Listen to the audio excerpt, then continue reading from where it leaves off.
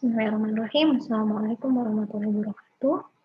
Ya, bertemu lagi dengan saya Puspa Justia Puspita. Ya, pada kesempatan kali ini kita akan membahas terkait dengan teknik pemisahan ya dengan kromatografi dan elektroforesis.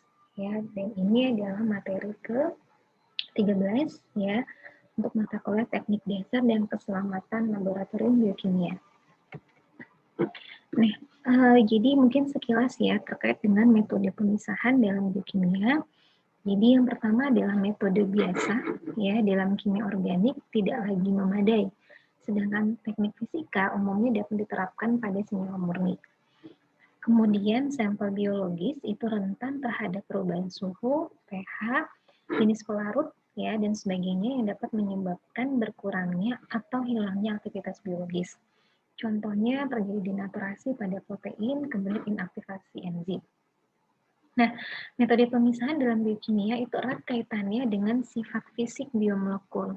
Ya, jadi untuk kita belajar tentang biomolekul kan ada protein, karbohidrat, lipid ya. Nah, itu kan ada ukuran, bentuk, massa, muatan, kelarutan dan sifat absorpsi. Nah, itu yang menentukan karakteristik dari biomolekul. Nah, sehingga memang dalam teknik pemisahan itu harus diperhatikan. Nah, kemudian ada komponen yang terlibat, ya ada campuran yang perlu dipisahkan. Jadi ada campuran dalam suatu sampel, ada berbagai macam senyawa, ya. Terus kita pisahkan, kemudian ada fase padat, kemudian ada pelarut, ya. Nah, untuk teknik pemisahan sendiri itu ada berbagai macam ya, ada filtrasi, ada dialisis, ekstraksi, kromatografi, elektroforesis, dan sentrifugasi. Nah, kapan kita menggunakan ekstraksi, kapan kita menggunakan kromatografi, kapan kita menggunakan elektroforesis dan sentrifugasi, serta yang lainnya, itu ditentukan dari tipe, yang pasti ditentukan dari metode, ya metode yang kita gunakan ya terkait dengan subjek penelitian yang sedang kita lakukan, ya jadi itu yang mendasari. Jadi jangan sampai nanti jangan sampai kita salah metodenya. Gitu. Jadi kalau misalnya kita ingin memisahkan, misalnya nih kita ingin mengisolasi DNA, kita gunakan kromatografi. Gitu. Jadi sebelum kita gunakan kromatografi kan harus kita ekstrak dulu kan, gitu senyawanya. Gitu. Jadi metode itu jangan sampai salah. Ya, jadi teknik pemisahan itu berbagai macam ya, tergantung tahapan metode yang ingin kita kerjakan. Oke. Nah, jadi ada 6 teknik pemisahan. Nah, ini adalah sejarah kromatografi ya. Jadi dilihat dari tahun 1966, kemudian terus mengalami perkembangan ya sampai tahun 1952 ya, itu dikembangkan kromatografi gas ya.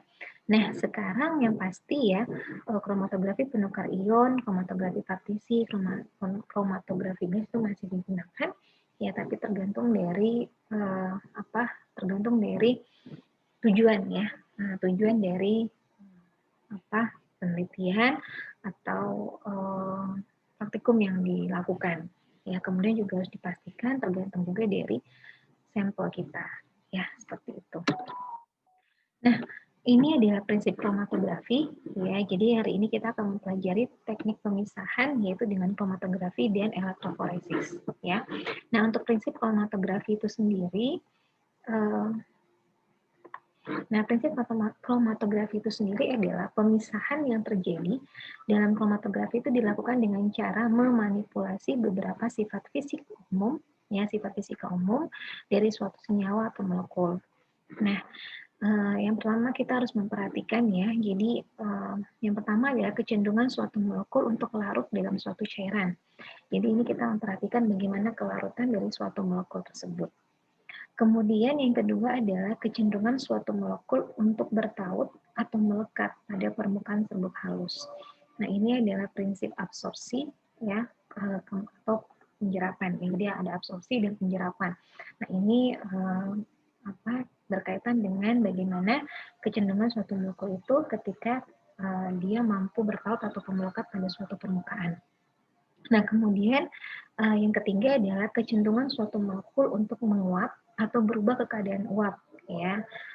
Artinya ini ada senyawa-senyawa yang sifatnya volatil. Nah, ini yang menjadi prinsip kromatografi. Nah, sehingga metode kromatografi yang kita gunakan, nah itu balik lagi ya, tergantung pada kecenderungan dari molekul yang akan kita pisahkan. Nah, definisi kromatografi sendiri menurut Upach, ya, jadi metode yang digunakan untuk pemisahan komponen dari suatu sampel, di mana komponen akan terdistribusi antara dua fase. Ya, jadi ada fase diam dan fase gerak. Fase diamnya itu mungkin berupa padat atau cair yang terikat pada bahan padat atau gel.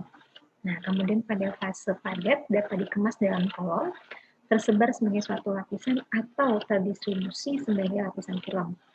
Sedangkan fase geraknya itu dapat berupa gas atau cair yang mengalir atau berpindah dalam arah tertentu.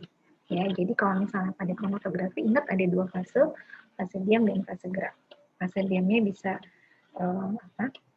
bisa padat ataupun cair, ya. Jadi dia bisa dikemas dalam suatu kolom atau kemudian dia tersebar dalam suatu lapisan atau kemudian terdistribusi, ya. Jadi tergantung bagaimana teknik kromatografinya, karena nanti kromatografi itu ada berbagai macam jenis kromatografi. Nah, untuk kelebihan kromatografi sendiri, ya jadi waktunya singkat, akurasinya tinggi, sederhana maupun rumit. Ya, jadi rumit di sini adalah karena banyak komponen yang perlu diperhatikan. Ya, kemudian juga rumit dalam kita menentukan hasilnya, karena kita sudah identifikasi. Ya, nah itu sebenarnya. Dan kita juga harus mengetahui prinsip dari kromatografi yang kita gunakan. Kemudian sinyal organik ber-BM rendah dan tinggi. Jadi dapat memisahkan baik sinyal organik yang bermolekul rendah ataupun tinggi.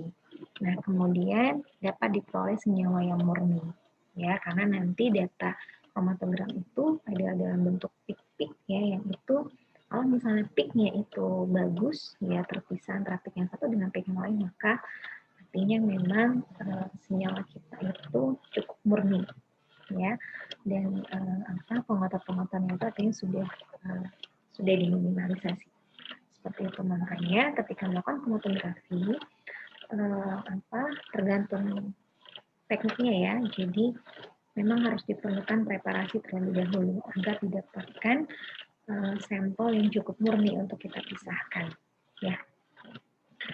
Nah, pemakaian kromatografi itu ada secara kualitatif, artinya kromatografi itu untuk melihat kualitatif, kemudian kuantitatif, jadi kita bisa menentukan berapa kadar atau berapa persen ya senyawa yang ingin kita pisahkan ya. Kemudian bagaimana kita memperoleh senyawa murni, artinya juga ada kromatografi relatif ya, jadi untuk kita memperoleh senyawa murni.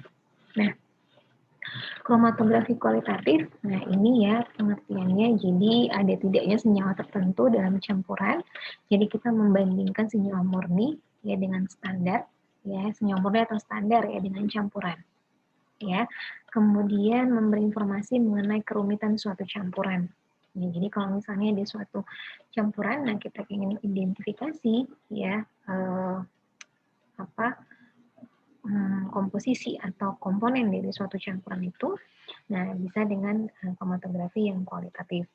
Kemudian dapat menetapkan pola sidik jari, fingerprint dari campuran. Jadi bisa campuran dari ekstrak jaringan, urin, darah, bahan kimia kasar ataupun obat, atau juga tanaman, ya bisa kita tetapkan pola sidik jarinya. Nah, kalau kromatografi kuantitatif itu menunjukkan banyaknya masing-masing komponen. Jadi ini dengan persentase ya ataupun kadar. Ya. Jadi kita bisa menentukan banyaknya seperti itu. Kemudian dapat melakukan penetapan kadar cuplikan. Ya, artinya ini cuplikan ini adalah fraksi, artinya sudah dipisahkan ya dari senyawa campuran, kemudian dipisahkan, kemudian akan dapat fraksi, nah kemudian bisa ditentukan kadarnya. Nah biasanya ini adalah menjadi bagian dari pengendalian mutu di industri dan terutama dalam masalah pemantauan lingkungan air dan udara. Kemudian penentuan kualitatif berbagai senyawa kimia dalam jaringan tubuh atau cairan tubuh. Nah, kemudian kalau kromatografi preparatif, jadi memperoleh komponen campuran dalam jumlah yang memadai sehingga dapat dipakai pada reaksi berikutnya atau memperoleh senyawa murni. Pemisahan preparatif dilakukan dalam bidang kimia, biologi, farmasi, dan kedokteran, terutama dalam masa isolasi dan identifikasi. Ya, jadi kalau kromatografi preparatif artinya kita metode ini kita gunakan untuk preparasi sampel kita. Ya, artinya misalnya kita ingin memisahkan senyawa kita yang ingin kita dapatkan senyawa kita yang lebih murni ya untuk kemudian kita lakukan tahapan selanjutnya. Nah, itu masuk ke dalam kromatografi preparatif. Ya, seperti itu. Nah, beberapa studi yang menggunakan kromatografi, jadi ada penilaian pencemaran udara dan air. Tadi ya, kita bisa melakukan kromatografi kuantitatif. Jadi kita bisa menilai berapa tercemarnya udara ataupun air. Kemudian untuk bahan kimia pertanian, ya mungkin ini bisa kita mengidentifikasi bahan-bahan kimia yang berperan dalam bidang pertanian, misalnya, atau kita ingin mengetahui komposisi suatu pupuk, ya kita ingin tahu komposisi mineral apa yang paling tinggi, misalnya, ya. Kemudian isolasi senyawa-senyawa organik. Nah, jadi kita bisa mengisolasi senyawa-senyawa organik. Nah, kemudian mekanisme cara kerja obat. Nah, ini bisa beberapa studi yang menggunakan metode kromatografi, ya. Nah, untuk cabang kromatografi sendiri, ya jadi ada kromatografi gas, ada kromatografi cair. Nah, kalau kromatografi gas itu ada gas ke cair, ada gas padat, ya. Nah, kromatografi cair sendiri itu ada kromatografi penukar ion, ada kromatografi eksklusi, kemudian kromatografi partisi, dan kromatografi cair padat. Nah, kalau kromatografi partisi ini ada kromatografi kertas, ya, itu termasuk kromatografi partisi. Kemudian kalau kromatografi cair padat, kromatografi lapis tipis, ya KLP atau TLC. Nah, jadi ini tidak akan kita bahas satu persatu ya, karena mungkin yang akan dibahas itu lebih kepada kromatografi apa yang akan sering digunakan dalam bidang biokimia. Ya, kalau misalnya yang lain, ya itu mungkin digunakan dalam kimia gitu kan, kayak KLP. Nah, KLP ini lebih kepada pemisahan senyawa, ya. Ibu nggak tahu apakah kalian kayaknya di kimia analitik ya dapat kayaknya kromatografi lapis tipis seperti itu. Tapi yang lebih kita akan bahas di TechLab ini adalah teknologi ya atau teknik dasar untuk terkait dengan yang sering dikerjakan di biokimia ya seperti itu. Nah, kromatografi gas. Jadi untuk kromatografi gas sendiri ya ini memang alatnya di kita belum ada ya, dan karena memang cukup mahal ya kromatografi itu. Jadi kalau kromatografi gas ini untuk alatnya sendiri itu ada di kimia, kemudian di Advanced Lab kayaknya ada ya, di kita juga belum, kalau di kita belum ada. Nah, untuk kromatografi gas ini yang pasti fase geraknya adalah gas ya, jadi yang termasuk gas seperti helium ya, jadi termasuk golongan 7A ya, yang termasuk fase yang termasuk gas. Kemudian fase diamnya itu berupa cairan yang disaput pada bahan penyangga yang jenuh. Jadi itu fase diamnya. Nah, ini adalah kromatografi gas cair. Jadi gas itu adalah fase geraknya, kemudian cair adalah fase diamnya. Atau senyawa padat yang berfungsi sebagai permukaan yang menjerat. Ya, jadi untuk fase diamnya itu adalah padat. Nah, itu menjerat berfungsi untuk menjerat fase geraknya. Nah, ini disebut dengan kromatografi gas padat. Nah, kalau sistem gas padat itu dipakai untuk campuran yang sebagian atau seluruh komponennya memiliki tekanan uap tertentu yang sesuai pada suhu untuk pemisahan. Nah, ini mungkin untuk aplikasinya memang kita harus tahu ya, harus baca jurnal ya, yang pasti untuk penggunaan kromatografi gas yang gas padat ini untuk berarti untuk memisahkan senyawa seperti apa. Jadi apa ini biasanya harus yang menentukan pemilihan jenis kromatografinya. Tapi selama ini yang Ibu pernah lakukan sih kromatografi gas cair ya, kalau pengalaman dari Ibu sendiri. Kalau kromatografi gas padat itu belum pernah belum pernah menghadapi atau menangani senyawa yang memerlukan teknik kromatografi gas padat seperti itu. Nah, kalau kromatografi cair sendiri, ya ini kromatografinya ada berbagai macam ya. Ada kromatografi penukar ion, artinya ini ada pertukaran ion ya. Jadi ion exchange. Nah, ini biasanya kita gunakan untuk memisahkan protein ya asam amino ataupun garam ion, artinya memisahkan senyawa yang bermuatan ya. Jadi kita mudah memisahkan kalau misalnya senyawa itu dia bermuatan. Nah, jadi prinsipnya itu adalah pertukaran ion antara fase gerak dan titik ion pada kemasan. Ya, maksudnya ini adalah fase diamnya. Ya, jadi fase diam itu bisa bermuatan positif atau bermuatan negatif. Jadi tergantung dari senyawa ataupun sampel yang kita pisahkan. Ya, jadi ada cation exchange, ada anion exchange. Kalau cation exchange itu artinya fase diamnya itu adalah bermuatan negatif. Nah, kalau anion exchange, fase diamnya itu bermuatan positif. Jadi ingat prinsip ya, negatif positif itu dia akan saling tarik menarik. Ya, jadi kalau misalnya sampel yang ingin kita pisahkan itu atau protein ya, protein yang ingin kita pisahkan, karena biasanya paling sering digunakan untuk memisahkan atau memurnikan protein. Kalau misalnya protein kita itu bermuatan positif, maka artinya kita harus menginteraksikan ya protein kita dengan yang bermuatan negatif, ya kan? Jadi fase diam itu bermuatan negatif. Nah, kalau misalnya protein kita lebih bermuatan positif, maka kita menggunakan teknik di mana fase diamnya itu adalah bermuatan negatif. Ya, jadi prinsip negatif positif itu adalah kromatografi penukar ion. Nah, kemudian kalau kromatografi eksklusi, nanti ini akan, prinsip ini mungkin akan lebih detail ya ketika nanti di mata kuliah enzimologi ya, dan mungkin juga nanti ada di mata kuliah biokimia fisik mungkin ya, itu juga akan dijelaskan mungkin. Nah, kemudian kalau kromatografi eksklusi, ini dikenal dengan ada permeasi gel, filtrasi gel, ya. Nah, prinsip ini adalah berdasarkan molekul, berdasarkan bobot molekul. Ya, jadi kalau misalnya bobot molekul yang besar, ya itu artinya dia akan bermigrasi lebih cepat atau berpindah lebih cepat melewati melewati fase diamnya, ya, melewati fase diamnya yang berbentuk pori-pori. Nah, kalau misalnya yang bobot molekul yang lebih kecil, dia akan tertahan. Dia akan tertahan, artinya dia akan tertahan untuk bergerak lebih lambat dibandingkan yang bobot molekul yang besar. Ya, jadi ini prinsip dari kromatografi eksklusi. Jadi dia macam-macam, ada permeasi, ada filtrasi. Ya.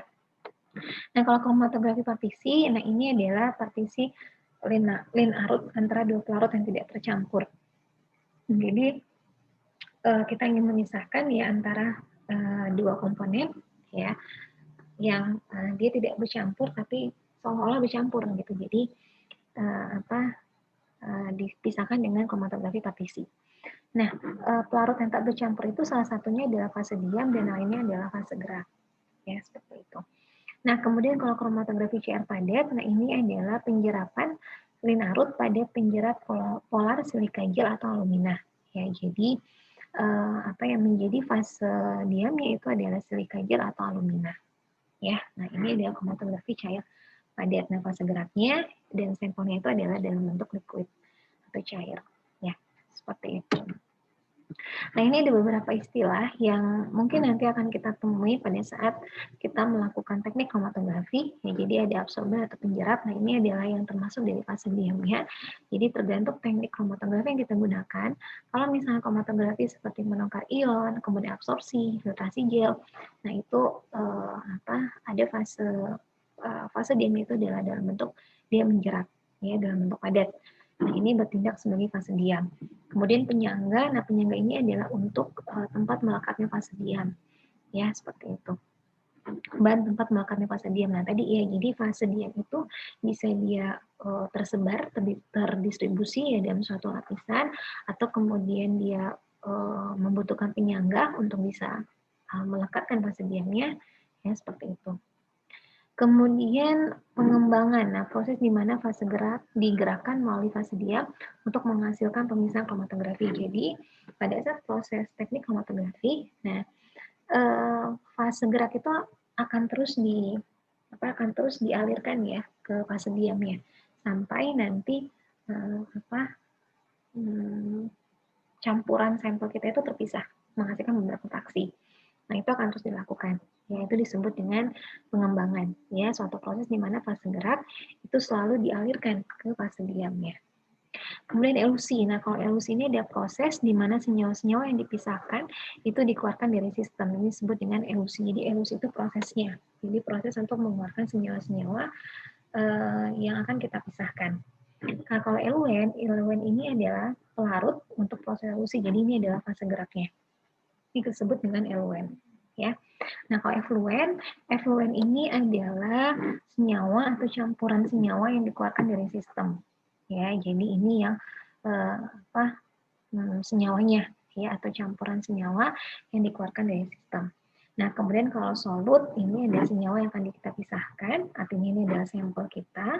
Nah, cuplikan ini adalah hasil dari pemisahan. Jadi ketika kita pisahkan, ya nanti akan menghasilkan beberapa fraksi. Nah, ini disebut dengan cuplikan. Ya, jadi ini kelompok senyawa yang dipisahkan atau fraksi kita sebut dengan cuplikan. Nah, sistem isokratik, nah ini pelarut yang kita gunakan, apakah itu tunggal atau campuran.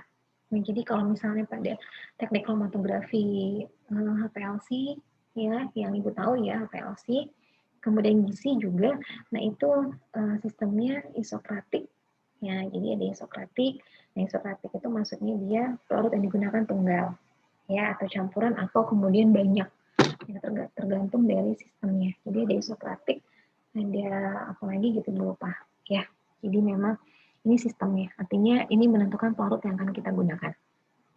Nah, kalau waktu retensi ini maksudnya itu adalah waktu di mana senyawa itu akan muncul, gitu. Atau kalau di sini keterangannya itu adalah waktu yang diperlukan oleh solut ya untuk melintasi suatu kolom atau penjerat. Nah, itu adalah waktu retensi. Jadi, misal nih pada kromatografi gas ya atau kromatografi HPLC, nah itu kan kita ada sampel kita. Misalnya sampel kita itu kita ingin identifikasi vitamin, nah vitamin C misalnya. Nah, kapan vitamin C itu muncul ya dalam kromatogram itu, nah itu menunjukkan waktu retensinya. Ya, nah, jadi misalnya dia muncul di menit ke-15. Nah, itu artinya waktu retensi itu waktu yang diperlukan oleh solut itu untuk melintasi suatu kolom ya sehingga nanti dia akan terbaca. Nah, jadi setiap senyawa itu memiliki waktu retensinya. Ya, seperti itu. Oke, nah ini contoh dari KLT yang kalau Ibu nggak salah. Jadi kalau misalnya kromatografi lapis tipis itu seperti kita menggunakan kertas, kemudian kita singkat dengan kalau nggak salah dengan ada seperti kayak pistol gitu ya. Nah, jadi nanti akan terpisahkan, gitu, akan terpisahkan senyawa-senyawa itu, ya. Jadi kita bisa mengidentifikasi, nah ini senyawa apa, ini senyawa apa, seperti itu. Nah, nanti mungkin kalau kondisinya normal ya, di praktikum kimia analitik kalau Ibu nggak salah itu akan dilakukan, ya seperti itu. Nah, nanti kita identifikasi dengan penomoran. Ya, jadi nomor 1 apa, nomor 2 apa, nomor 3 dan seterusnya. Ya, seperti itu. Nah, ini adalah bentuk kromatografi juga ya, salah satu alat kromatografi. Nah, ini artinya di sini, nah ini adalah nah ini biasanya sampelnya ya. Jadi, nah ini adalah fase diamnya. Nah, tadi fase diamnya itu kita harus buat dia terdistribusi. Jadi, kalau misalnya dalam bentuk gel bit, nah gel bit itu harus kita buat dia terdistribusi secara merata di kolom ini. Gitu. Jadi, jangan sampai ada gel bit yang tidak terdistribusi secara merata. Nah, kemudian baru biasanya ini ada pasir yang untuk membatasi antara fase diam dengan nanti fase gerak. Gitu. Jadi seperti itu. Nah, ini nanti setelah dipisahkan oleh yang namanya pasir, nah kemudian nanti terlihat ya ada batas antara fase diam dengan fase gerak. Nah, kemudian nanti lambat laun akan bergerak ya, fase geraknya akan bergerak sambil membawa sampel kita, maka nanti fase gerak itu harus selalu dialirkan gitu sampai semua semua senyawa itu sudah kita pisahkan menghasilkan beberapa fraksi. Ya, nah nanti ketika sudah terlewati di sini kan akan keluar nih beberapa fraksi. Nah ini kita tampung di sini, ya. Nah ini nanti makanya nanti akan menghasilkan beberapa fraksi. Nah itu fraksi yang terakhir biasanya adalah fraksi yang paling murni, ya. Berarti itu yang menjadi target senyawa kita. Seperti itu, ya. Nanti sebenarnya ada videonya, ya. Jadi banyak video terkait dengan prinsip dari kromatografi. Ya, nanti bisa kalian cari ya di YouTube. Itu banyak sekali bagaimana cara membuat kromatografinya, ya, kemudian bagaimana cara memisahkan, ya, kemudian didapatkan beberapa fraksi. Nah, itu banyak videonya, nanti bisa dilihat. Nah, seperti ini ya gambarannya. Jadi nanti semakin lama dia akan melewati fase diamnya, semakin lama akan turun, ya, nanti akan tertampung ya di tabung reaksi ini. Seperti itu. Nah, kemudian itu tadi bentuk kromatografi ya. Jadi kromatografinya kalau seperti itu bisa kromatografi penukar ion. Jadi tergantung tergantung dari fase diam yang kita gunakan ya. Kemudian untuk selanjutnya adalah komponen HPLC instrumen. Nah, ini adalah kromatografi cair kinerja tinggi ya, high performance liquid chromatography. Nah, ini di kita ada ya, di lab kita ada. Nanti sebenarnya memang bisa ya dicoba di biokimia fisik. Nah, mungkin bisa langsung mencoba ya menggunakan HPLC. Dan semoga nanti ke depan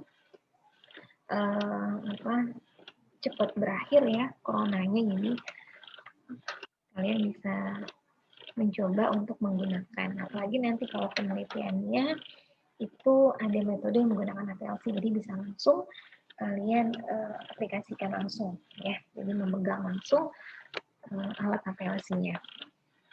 Nah, ini ada 9 komponen ya yang 9 komponen pada HPLC instrumen. Jadi yang pertama itu adalah solvent reservoir. Jadi ini adalah tempat untuk meletakkan pelarut. Nah, jadi ini untuk meletakkan pelarutnya, ya, pelarut yang digunakan untuk proses kromatografi HPLC. Kemudian ada digester. Digester ini adalah alatnya ya. Jadi ini untuk menghilangkan bubble. Nah, jadi ada digester ya namanya. Itu untuk memastikan bahwa proses kromatografi itu tidak aliran fase geraknya itu lancar ya, tidak ada bubble, karena kalau misalnya ada bubble, nah itu artinya bisa selain merusak kolom, nah itu juga akan mengganggu proses pemisahan. Kemudian mixing chamber. Nah, ini mixing chamber ini ya, jadi di dalam sini ya terjadi namanya dia mixing ya. Jadi ada campuran ya, percampuran antara fase diam dengan fase geraknya. Nah, ini adalah mulai prinsip teknik pemisahannya di sini ya. Nanti terjadi pemisahan di proses ini. Kemudian ada pump. Nah, pump ini adalah pompa ya. Jadi ini untuk menentukan tekanan. Jadi kita harus menentukan tekanannya ya pada saat kita menggunakan PLC. Nah, ini kalau misalnya kita sudah tahu ya sampel kita, kemudian senyawa yang kita identifikasi, nah tekanannya biasanya langsung kita set saja. Tapi kalau misalnya kita belum tahu, ya biasanya tekanan itu akan kita pilih juga ya. Artinya kita melakukan optimasi terlebih dahulu. Kemudian injektor. Injektor ini berarti di sini ya untuk menginjeksi sampel. Nah, kita menggunakan siring ya seperti alat suntik untuk menginjeksi sampel kita ataupun standar. Nah, kemudian kolom. Nah, kolom di sini. Nah, ini kolomnya di sini ya. Jadi kalau dulu sih yang ditangani kolom yang digunakan itu di luar juga ya, di luar. Jadi kolomnya di luar ya, ditaruh di luar. Kemudian detektor ini adalah untuk mendeteksi, ya, mendeteksi mendeteksi sinyalnya, ya, deteksi sinyal. Kemudian komputer ini adalah untuk memvisualisasikan hasil. Nah, di sini nanti bisa kita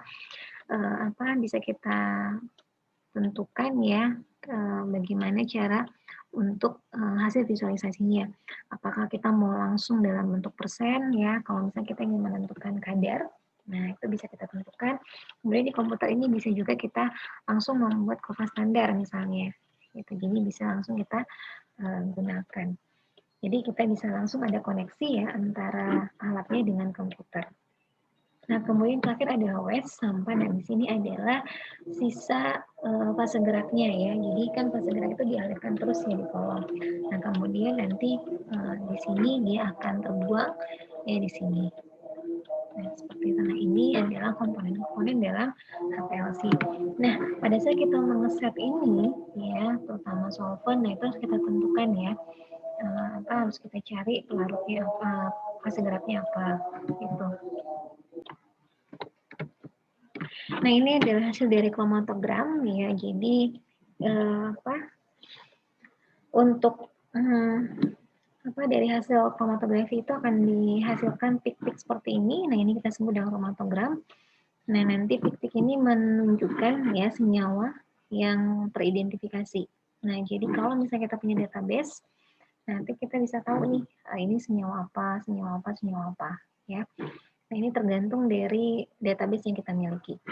Nah, ini contoh dari kromatogram untuk total alkaloid, ya, dari Cortex, Phenylenediamine, Amulans dengan HPLC. Nah, mobil phase-nya itu asetonitril, ya, 0,1% fosfat. Kemudian flow rate-nya, nah ini adalah flow rate ini rate untuk alirannya, yaitu adalah 1 ml per menit. Nah, volume injeksinya 10 mikroliter. Nah, untuk panjang gelombangnya 230 nanometer, kemudian temperatur 25 derajat Celcius. Nah, ini ya artinya biasanya yang menjadi target penentuan flow rate, penentuan fase gerak, injeksi volume, kemudian panjang gelombang dan temperatur itu adalah tergantung dari senyawa yang kita identifikasi. Ya, jadi kita sudah tahu. Tapi kalau misalnya kita belum tahu, kita lakukan optimasi terlebih dahulu untuk memunculkan peak yang lebih murni.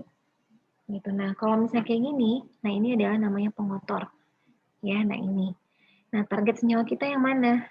Gitu. Nah, tadi waktu retensi itu adalah waktu yang menunjukkan kapan senyawa yang ingin kita identifikasi itu muncul. Nah, misalnya ini nih, senyawa ini.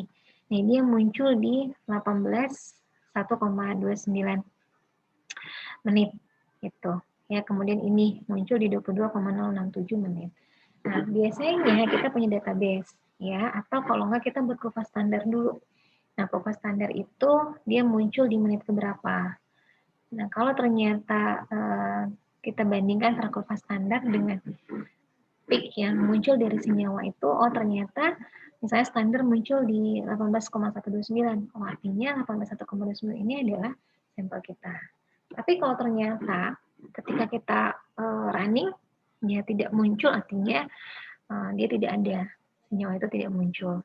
Ya, artinya memang tidak ada di sampel itu.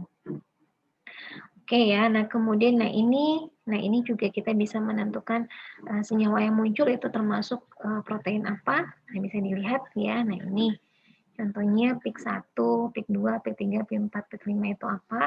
Nah, ini biasanya itu ada di buku manual booknya. Nah, itu untuk menunjukkan bahwa database ini bisa menjadi database ketika kita ingin mengidentifikasi sampel kita itu ingin kita ukur misalnya ya kadar tioglobulinnya berapa gitu. Kemudian kita bisa tahu oh ternyata tioglobulin ini adalah di PIK nomor 1 dan dia muncul ya retention time-nya itu di 12,78 atau 12,654 misalnya. Nah, kemudian nanti bisa kita ukur ya kadarnya berapa. Ya, yang pasti kita harus menentukan dulu ya, menentukan dulu mobil phase-nya apa, flow rate-nya, kemudian panjang gelombang, temperaturnya. Nah, kemudian juga kita harus tahu waktu retention-nya. Ya, seperti itu kalau misalnya kita menggunakan HPLC. Ya, kalau gizi pun juga sama. Gizi juga bentuknya seperti ini, ya ada tik-tik juga, kemudian juga ada flow rate-nya dan sebagainya juga hampir sama, ya cuman memang beda untuk jenis senyawanya ya. Kalau gizi kan gas kromatografi artinya memang untuk yang volatil.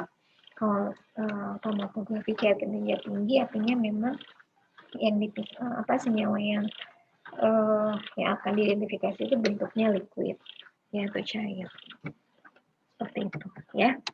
Nah itu ya jadi memang hanya beberapa contoh saja ya terkait dengan kromatografi. Nah kebetulan juga di Departemen Biokimia kita punya PLC ya, jadi biar mahasiswa tahu ya bagaimana komponen-komponen HPLC, kemudian hasilnya seperti apa ya, setidaknya mahasiswa tahu ya seperti itu.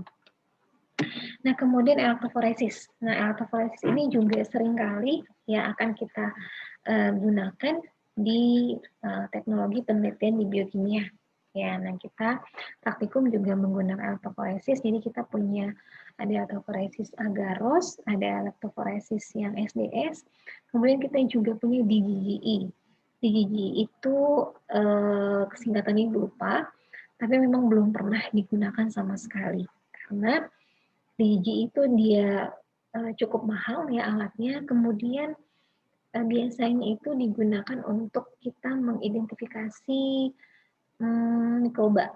Nah, jadi misalnya nih, kita mengambil sampel dari kotoran sapi. Nah, kita ingin mengidentifikasi mikroba apa saja yang ada ya pada pada kotoran sapi itu. Nah, kemudian nanti kita analisis filogenetiknya. Nah, itu bisa menggunakan DGI, tapi yang menjadi permasalahan adalah larutan-larutan yang digunakan itu cukup mahal gitu. Dan selama ini memang kita belum pernah praktikum dengan menggunakan DGI ya, karena itu belum tersedia semua komponen yang mendukung untuk menggunakan DGI. Tapi kalau misalnya elektroforesis agarose, kemudian SDS page itu sering kita gunakan. Di praktikum pun juga nanti akan kalian pelajari ya. Nah, prinsip elektroforesis itu adalah jadi pemisahan ya.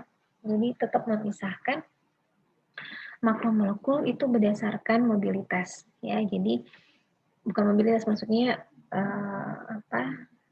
memisahkan makromolekul ya yang bermuatan yang dipengaruhi oleh medan listrik. Nah, kemudian ini ya, jadi alat ini digunakan untuk penelitian dan diagnosis. Nah, isolasi dan identifikasi bobot molekul biomolekul ya. Kemudian tadi pemisahannya itu berdasarkan mobilitas atau migrasi ya makromolekul yang bermuatan yang dipengaruhi oleh medan listrik. Nah, untuk migrasinya sendiri itu dipengaruhi oleh muatan, bobot, kemudian bentuk. Nah, makromolekul yang bermuatan seperti protein dan asam nukleat, ya baik DNA ataupun RNA, dapat dipisahkan atau dikuantifikasi melalui metode elektroforesis. Ya, jadi biasanya untuk mengidentifikasi ya protein, kemudian DNA ataupun RNA, ya dapat kita pisahkan, kemudian dapat kita kuantifikasi melalui elektroforesis. Ya. Nah, kemudian tadi ya ada medan listrik. Jadi ada anoda, ada katoda. Nah, anoda ini adalah kutub bermuatan positif, katoda ini kutub bermuatan negatif. Jadi prinsipnya itu adalah bergerak ya, jadi bermigrasi molekulnya dari yang bermuatan dari kutub bermuatan negatif ke kutub bermuatan positif atau sebaliknya, ya. Kemudian ukuran, nah ini ukuran pendek 10 cm, terpanjang sampai 1 meter. Ya, jadi ini ukuran ininya ya untuk jarak antara anoda dan katodanya. Kemudian tersusun dari cairan, biasanya suatu buffer. Jadi alat ini harus tertutupi oleh cairan. Biasanya memang buffer ya yang digunakan untuk mempertahankan, untuk membantu proses pergerakan molekul, pergerakan makromolekul. Kemudian ini disupport oleh padatan yaitu material inert ya dalam bentuk polimer seperti paper atau semi solid gel. Nah, semi solid gel ini dia poliakrilamid, agarose ataupun pati, ya. Nah, ini yang kita sebut dengan gelnya itu. Jadi nanti sampelnya kita itu bergerak melalui gel itu, ya. Jadi dia bergerak bergerak ke kutub yang berlawanan dengan si sampel itu. Jadi kalau misalnya sampel kita bermuatan negatif, maka dia akan bergerak ke muatan positif. Ya, begitu sebaliknya. Nah, prinsip autoforesis, jadi autoforesis itu adalah proses migrasi molekul yang bermuatan di dalam suatu larutan melalui suatu medan listrik yang melintasi suatu campuran. Nah, itu adalah prinsip autoforesis. Jadi, proses migrasi molekul bermuatan di dalam suatu larutan, yaitu buffer, ya, melalui suatu medan listrik melintasi suatu campuran. Ya, nah ini ya di elektrodenya. Ya, jadi ada medan listrik yang digunakan, ya seperti itu.